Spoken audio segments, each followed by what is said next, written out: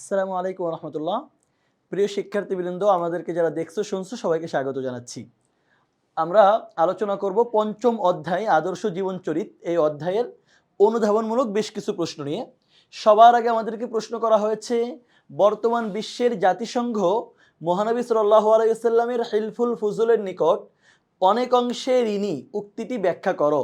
মহানবী সাল্লাল্লাহু আলাইহি ওয়াসাল্লাম নবুয়তের পূর্বে মক্কার শান্তিপ্রিয় যুবকদের নিয়ে হিলফুল ফুজুল নামে একটি সংঘ গঠন করেন। এর উদ্দেশ্য ছিল নির্যাতিতদের সাহায্য করা, অত্যাচারীদের প্রতিরোধ করা, সমাজে শান্তি শৃঙ্খলা প্রতিষ্ঠা করা।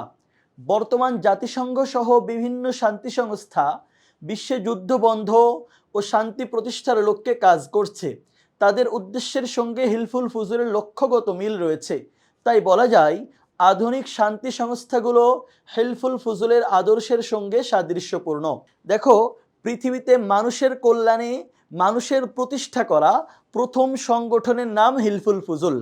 যখন মক্কায় আইয়ামে জাহেলিয়াতে মানুষ একজন আরেকজনের উপরে নির্যাতন করত, ছোট বড়র উপরে আঘাত করত, যে যাকে ইচ্ছা ফাঁকি দিত, নারীদের কোনো মূল্য ছিল না, ওই সমাজে রাসূলুল্লাহ সাল্লাল্লাহু আলাইহি ওয়াসাল্লাম নবুয়ত পূর্ব যুগে সমাজের মানুষের এই খারাপ পরিস্থিতি থেকে ভালোর দিকে নিয়ে যাওয়ার জন্য একটি সংগঠন করেন, তার নাম হলো হিলফুল ফুজুল।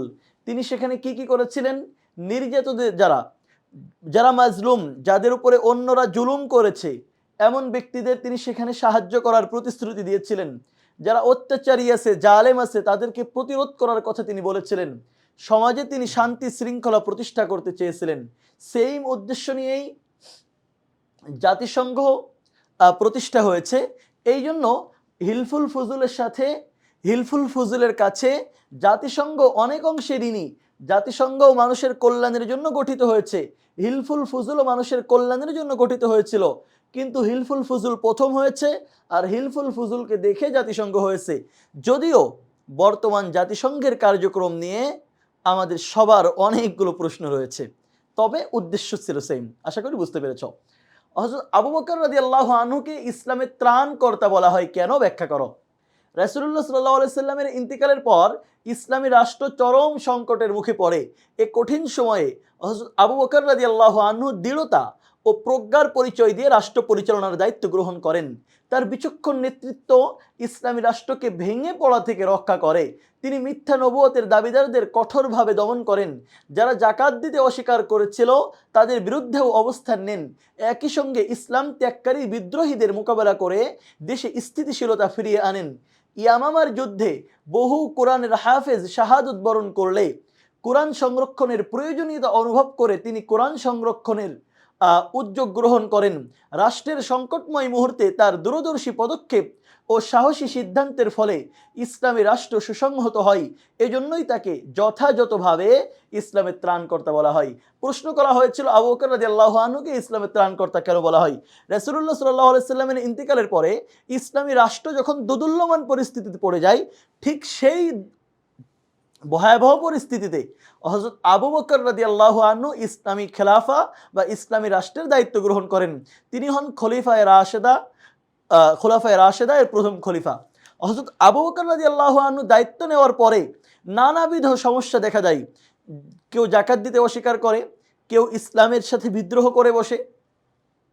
ইয়ামামার যুদ্ধে মিথ্যা নবুয়তের দাবিদারদের সাথে যুদ্ধ হয়, সেখানে বহু সংখ্যক হাফেজ সাহাবী মারা যায়। এই সব কিছু অত্যন্ত দৃঢ়ভাবে মোকাবেলা করে আবু বকর রাদিয়াল্লাহু আনহু ইসলামী রাষ্ট্র ব্যবস্থা, ইসলামী ব্যবস্থা টিকায় রাখেন। তিনি বলেন, আয়ান কুসুদ্দিন ও আনা হাই, আমি আবু বকর জীবিত থাকব, আর দিনকে নিয়ে, ইসলামকে নিয়ে কাটাছেড়া করা হবে, ইসলামকে নিজের ইচ্ছা মতো ব্যাখ্যা করা হবে, এটা হতে পারে না।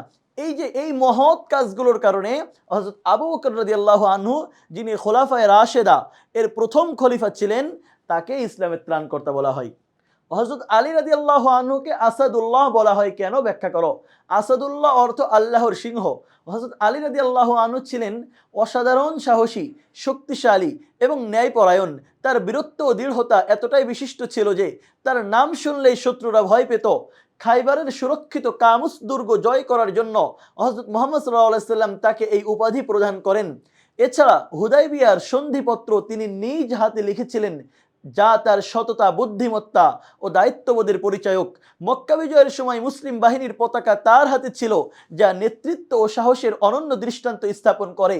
এসব ঘটনার কারণে হযরত আলীর চরিত্রে অসাধারণ সাহস, নেতৃত্ব, দায়িত্ববোধ, ন্যায় পরায়ণতার উদাহরণ ফুটে উঠেছে। তাই তাকে আসাদুল্লাহ বলা হয়েছে। আসাদুল্লাহ শব্দের অর্থ, আসাদ মানে সিংহ, আল্লাহ মানে তো আল্লাহ, আসাদুল্লাহ মানে হলো আল্লাহর সিংহ। হযরত আলী রাদিয়াল্লাহু আনহু ছিলেন অনেক সাহসী, শক্তিশালী। তার বীরত্ব, দৃঢ়তা, এইগুলোর নাম শুনলেই শত্রুরা ভয় পেত। খাইবারের যুদ্ধে যখন কোনোভাবে যুদ্ধ জয় করা সম্ভব হচ্ছে না, যুদ্ধ চলছে লাগাতার, তখন হযরত আলী রাদিয়াল্লাহু আনহু খাইবারের শক্তিশালী কামুস দুর্গ জয় করেন।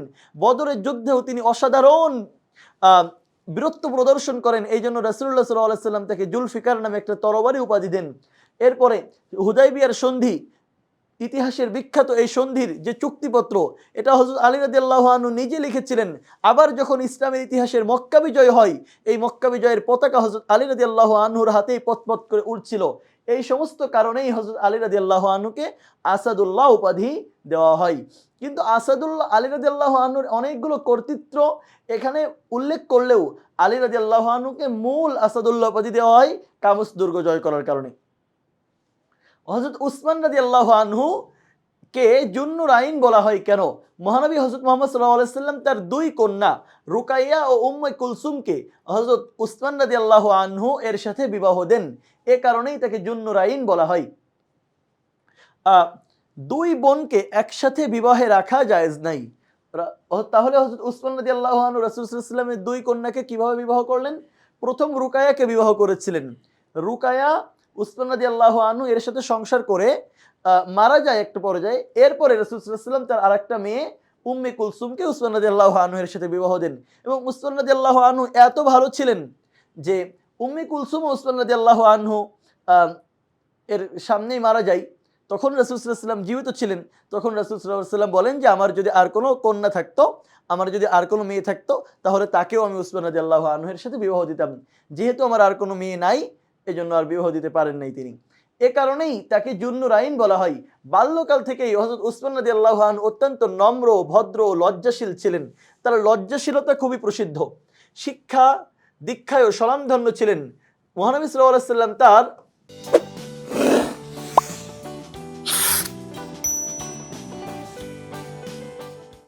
দুই কন্যা রুকায়া উম্মে কুলসুমকে একজনের মৃত্যুর পর আরেকজনকে তার সাথে বিবাহ দেন। এ কারণে তাকে জুন্নুরাইন, দুই জ্যোতির অধিকারী বলা হয়। আমাদেরকে প্রশ্ন করা হয়েছিল হযরত উসমান রাদিয়াল্লাহু আনহুকে কেন জুন্নুরাইন বলা হয়? আমরা বললাম মহানবী সাল্লাল্লাহু আলাইহি ওয়াসাল্লামের দুইজন মেয়ে রুকাইয়া এবং উম্মে কুলসুম একজনের মৃত্যুর পর আরেকজনকে হযরত উসমান রাদিয়াল্লাহু আনহু বিবাহ করেন। এই জন্য তাকে জুন্নুরাইন উপাধি দেওয়া হয়েছিল। জিহাদ ও সন্ত্রাসবাদ এক নয় বুঝিয়ে লেখো। জিহাদ ও সন্ত্রাসবাদ এক নয়, পুরোপুরি বিপরীত ধারণা। জিহাদ আর সন্ত্রাসবাদ কখনোই এক হতে পারে না। জিহাদ হলো জান, মাল, ইলম, আমল, লেখনী ও বক্তৃতার মাধ্যমে সত্য ন্যায় প্রতিষ্ঠায় আল্লাহর দ্বীনকে সমুন্নত করার প্রয়াস। জিহাদ কখনোই সংঘাত, রক্তপাত বা হত্যা নির্দেশ করে না। অপরদিকে স্বার্থ হাসিলের উদ্দেশ্যে সন্ত্রাসবাদের সৃষ্টি করা হয়। এছাড়াও বিশৃঙ্খলা ও তাণ্ডব সৃষ্টি করা হয়। রক্তপাত ঘটানো, জনসাধারণের মনে আতঙ্ক সৃষ্টি করাও সন্ত্রাসবাদের উদ্দেশ্য। সুতরাং জিহাদের সাথে সন্ত্রাসবাদের কোনো সম্পর্ক নাই। আমি তো বলি সন্ত্রাসবাদকে নির্মূল করার জন্য পৃথিবীতে যেটা আসছে তার নাম জিহাদ। পৃথিবীতে ন্যায় ও ইনসাফ প্রতিষ্ঠার জন্য, আল্লাহর দ্বীনকে সমুন্নত করার জন্য যে যুদ্ধ, এই যুদ্ধের নাম হলো জিহাদ।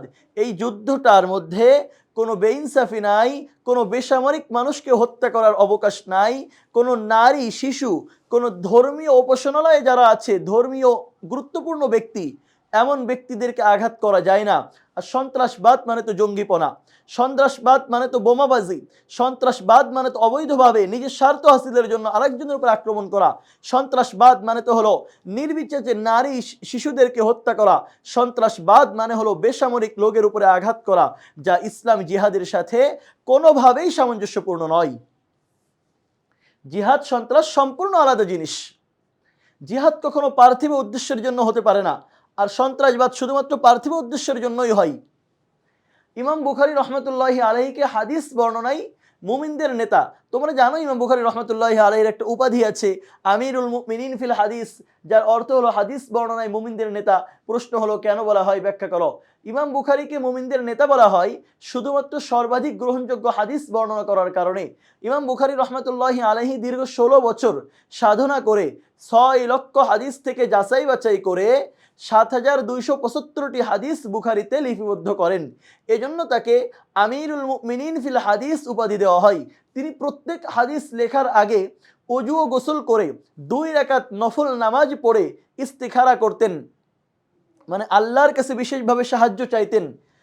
ইস্তিখারার মাধ্যমে হাদিস বিশুদ্ধ মনে হলে তিনি সেই হাদিস লিখতেন। এ কারণে ইমাম বুখারী রহমাতুল্লাহি আলাইহিকে হাদিস বর্ণনায় মুমিনদের নেতা বলা হয়। ইমাম বুখারী রহমাতুল্লাহি আলাইহি হাদিসের জন্য যে সাধনা করেছেন, যে চেষ্টা প্রচেষ্টা করেছেন, এত বিশাল সাধনা, এত মহৎ চেষ্টা প্রচেষ্টা অন্য কেউ করে নাই। তিনি হাদিস সংগ্রহের জন্য এমন কোনো পদ্ধতি নাই যেটা অবলম্বন করেননি। 6 লক্ষ হাদিস তিনি সংগ্রহ করেছিলেন, সেখান থেকে যাচাই বাছাই করে 7275টি হাদিস দিয়ে তিনি বুখারী শরীফ লেখেন। এই জন্য তার সংকলিত বুখারী শরীফকে বলা হয় আসাহুল কিতাব বাদা কিতাবিল্লাহ। আল্লাহর কিতাবের পরে পৃথিবীর জমিনে, কোরআন মাজিদের পরে পৃথিবীতে যত কিতাব আছে এর মধ্যে সবচেয়ে বিশুদ্ধ কিতাবের নাম হলো বুখারী শরীফ। যেহেতু এইটা তিনি সংকলন করেছেন, এই জন্য তাকে বলা হয় আমিরুল মুমিনিন ফিল হাদিস। ইমাম গাজ্জালি রহমতুল্লাহি আলাইহিকে হুজ্জাতুল ইসলাম কেন বলা হয়? হুজ্জাতুন শব্দের অর্থ দলিল, রেফারেন্স। ইসলাম মানে তো ইসলাম, মানে তিনি ইসলামের রেফারেন্স ছিলেন। প্রশ্ন হলো তাকে কেন এই উপাধি দেওয়া হয়েছিল, কেন তাকে এটা বলা হয়েছিল? ইমাম গাজ্জালি রহমতুল্লাহি আলাইহিকে হুজ্জাতুল ইসলাম, ইসলামের দলিল বলা হয়। তিনি মুসলিম বিশ্বের অন্যতম শ্রেষ্ঠ দার্শনিক ও ইসলামী চিন্তাবিদ ছিলেন। ইসলামী দর্শন ও সুফিবাদের বিকাশ ও সুপ্রতিষ্ঠায় তার অবদান ছিল অত্যন্ত গুরুত্বপূর্ণ। তিনি জ্ঞান, আত্মাধিকতা ও নৈতিকতার সমন্বয়ে ইসলামের সঠিক রূপ মানুষের সামনে তুলে ধরেন। ইমাম গাজ্জালি রহমতুল্লাহি আলাইহি বিভিন্ন বিষয়ে মৌলিক গ্রন্থ রচনা করেছেন। যেহেতু তিনি যা রচনা করেছেন, তিনি যা বলেছেন, এগুলো ইসলামের দলিল, তার কথাটাই ইসলামের দলিল ছিল। এই জন্য তাকে হুজ্জাতুল ইসলাম বা ইসলামের দলিল উপাধিতে ভূষিত করা হয়েছিল। তিনি কি কি করেছিলেন এগুলো এখানে লেখা আছে। ইমাম আবু হানিফা রহমতুল্লাহি আলাইহি বিখ্যাত কেন? ফিকাহ শাস্ত্রের উদ্ভাবক হিসেবে ইমাম আবু হানিফা বিশেষভাবে খ্যাতি অর্জন করেন। তিনি তার 40 জন মেধাবী ছাত্রকে নিয়ে একটি ফিকাহ সম্পাদনা বোর্ড গঠন করেন। এই বোর্ড 22 বছর নিরলস পরিশ্রম ও গভীর সাধনার মাধ্যমে ফিকাহ শাস্ত্রকে একটি সুসংগঠিত ও পূর্ণাঙ্গ রূপ প্রদান করেন। পরবর্তীতে তিনি এই 40 জন সদস্যের মধ্য থেকে নির্বাচিত 10 জনকে নিয়ে একটি বিশেষ বোর্ড গঠন করেন। ফিকাহ শাস্ত্রের প্রচার ও প্রসারে এই বিশেষ বোর্ডের অবদান ছিল সর্বাধিক গুরুত্বপূর্ণ ও অনন্য। তিনি কেন বিখ্যাত? তিনি মূলত ফিকাহ শাস্ত্রের কারণেই বিখ্যাত। এই যে ইসলামী একটা শাস্ত্র, ফিকাহ শাস্ত্র, এই শাস্ত্রকে সুবিন্যস্ত করেছেন ইমাম আবু হানিফা রাহমাতুল্লাহি আলাইহি তার ছাত্রদের মাধ্যমে। এই জন্য তিনি বিখ্যাত হয়েছেন। আমরা এখানে সর্বমোট 8টা প্রশ্ন পড়েছি। আমরা প্রশ্নগুলো একবার শুধু দেখে আসবো। আমাদের এখানে প্রথম প্রশ্ন ছিল বর্তমান বিশ্বের জাতিসংঘ মহানবী সাল্লাল্লাহু আলাইহি সাল্লামের হিলফুল ফুজুলের নিকট অনেক অংশের ইনি ব্যাখ্যা করো। আমরা বলেছি জাতিসংঘের উদ্দেশ্য, হিলফুল ফুজুলের উদ্দেশ্য সেম। হিলফুল ফুজুল যেহেতু আগে গঠন করা হয়েছে, এই জন্য জাতিসংঘকে বলা হয়েছে হিলফুল ফুজুলের কাছে ঋণী। যদিও আমরা প্রশ্ন পড়ার সময় একটা বাক্য বলেছিলাম যে বর্তমান জাতিসংঘের কার্যক্রম অনেক প্রশ্নবিদ্ধ, কিন্তু উদ্দেশ্য হিলফুল ফুজুলের সাথে মিলে যায়। হযরত আবু বকর রাদিয়াল্লাহু আনহুকে ইসলামের ত্রাণকর্তা বলা হয় কেন? ব্যাখ্যা করো। রাসূলুল্লাহ সাল্লাল্লাহু আলাইহি ওয়াসাল্লামের ইন্তিকালের পরে নানাবিধ ষড়যন্ত্রে ইসলামী রাষ্ট্র, ইসলামী সমাজ ব্যবস্থা যখন ভেঙে পড়ছিল, তখন আবু বকর রাদিয়াল্লাহু আনহু তার দৃঢ়তা, তার কঠিন মনোবলতার মাধ্যমে ইসলামী রাষ্ট্রকে সুবিন্যস্ত রাখেন, প্রতিষ্ঠিত করেন সুন্দরভাবে। এই জন্য তাকে ইসলামের ত্রাণকর্তা বলা হয়। হযরত আলী রাদিয়াল্লাহু আনহুকে আসাদুল্লাহ বলা হয় কেন? ব্যাখ্যা করো। আসাদুল্লাহ শব্দের অর্থ আল্লাহর সিংহ। হযরত আলী রাদিয়াল্লাহু আনহু তিনি খাইবারে সহ বিভিন্ন যুদ্ধে অনেক বীরত্ব প্রকাশ করেছিলেন। এই জন্য তাকে আসাদুল্লাহ বা আল্লাহর সিংহ বলা হতো। তাকে দেখলে, তার নাম শুনলেই শত্রুরা ভয় পেত। হযরত উসমান রাদিয়াল্লাহু আনহুকে জুন্নুরাইন বলা হয় কেন? তিনি মুহাম্মদ সাল্লাল্লাহু আলাইহি সাল্লামের 2 কন্যা, একজনের মৃত্যুর পর আরেকজনকে, জয়নাব এবং উম্মে কুলসুমকে বিবাহ করেন। এই জন্য তাকে জুন্নুরাইন বলা হয়। জিহাদ ও সন্ত্রাসবাদ এক নয় বুঝিয়ে লেখো। আমরা বলেছি জিহাদ মানে হলো ন্যায় ইনসাফ প্রতিষ্ঠা করা, আল্লাহর দ্বীনকে আল্লাহর জমিনে সমুন্নত করা, এটার কোনো পার্থিব উদ্দেশ্য নাই। আর সন্ত্রাসবাদ মানে হলো বোমাবাজি করা, অন্যায়ভাবে মানুষ হত্যা করা, যার সাথে জিহাদের কোনো সম্পর্ক নাই, বরং সন্ত্রাসবাদকে নির্মূল করার জন্যই পৃথিবীতে জিহাদ আসছে। হযরত ইমাম বুখারীকে হাদিস বর্ণনায় মুমিনদের নেতা বা আমিরুল মুমিনিন ফিল হাদিস বলা হয় কেন, ব্যাখ্যা করো। আমরা বলেছি হাদিস সংকলনে তিনি প্রবাদতম অবদান রেখেছেন। তার অবদানের কারণেই বুখারী শরীফ আসছে। তিনি 6 লক্ষ হাদিস থেকে যাচাই বাছাই করে মাত্র ৭,২৭৫টি হাদিস সংকলন করেন একটি কিতাবে। এজন্য তাকে আমিরুল মুমিনিন ফিল হাদিস বা হাদিস বর্ণনায় মুমিনদের নেতা বলা হয়। ইমাম গাজ্জালী রহমাতুল্লাহি আলাইহিকে হুজ্জাতুল ইসলাম কেন বলা হয়? তিনি অন্যতম শ্রেষ্ঠ দার্শনিক ছিলেন, ইসলামী চিন্তাবিদ ছিলেন। সুফিবাদ ও দর্শনে বিকাশে তার প্রতিষ্ঠায় তার অনেক অবদান ছিল। এই জন্য মূলত তাকে হুজ্জাতুল ইসলাম বলা হয়। ইমাম আবু হানিফা রহমতুল্লাহি আলাইহি বিখ্যাত কেন? ফিকাহ শাস্ত্রের প্রচার প্রসারের জন্য ইমাম আবু হানিফা রহমতুল্লাহি আলাইহি বিখ্যাত। পঞ্চম অধ্যায় আদর্শ মানব চরিত। এই অধ্যায়ের বেশ কিছু আম, এখানে আমরা জ্ঞানমূলক প্রশ্ন পড়লাম, অনুধাবনমূলক প্রশ্ন পড়লাম। পরবর্তী ক্লাসে আরো অনেকগুলো অনুধাবনমূলক প্রশ্ন পড়ব। সেই ক্লাস দেখার আমন্ত্রণ জানিয়ে আজ শেষ করছি। আল্লাহ হাফেজ। আসসালামু আলাইকুম ওয়া রাহমাতুল্লাহ।